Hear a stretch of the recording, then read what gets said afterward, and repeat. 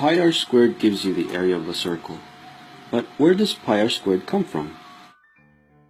First, we'll draw a circle and fill in its area. Next, we will divide it into large equal parts and arrange them in a rectangular formation. As you can see, it barely resembles a rectangle. So next, we will divide the circle into small equal pieces, and we will arrange them in the same manner. You can see that it appears more like a rectangle. So if we divide the circle into even more smaller pieces, you can see that every time the shape becomes more like a rectangle.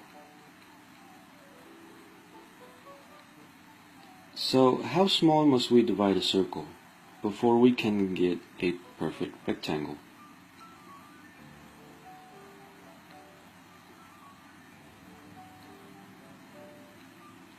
Well, we can keep on dividing the circle into small, smaller, or the smallest pieces you can make. But the answer is to divide the circle infinitely many times until we cannot distinguish the lines, and eventually the circle can now become a perfect rectangle.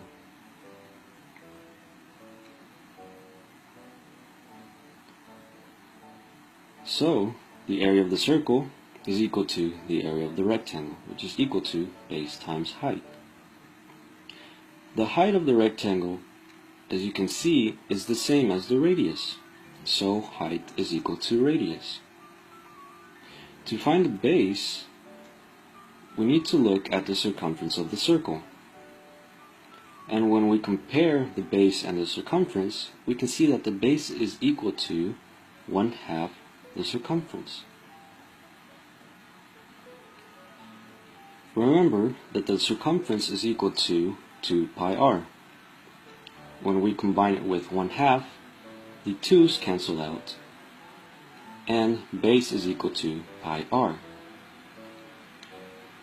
So now base times height becomes pi r times r. Combine the r's together and we have pi r squared, which is equal to the area of the rectangle, which is equal to the area of the circle. So pi r squared can be used to calculate the area of any size circle that exists.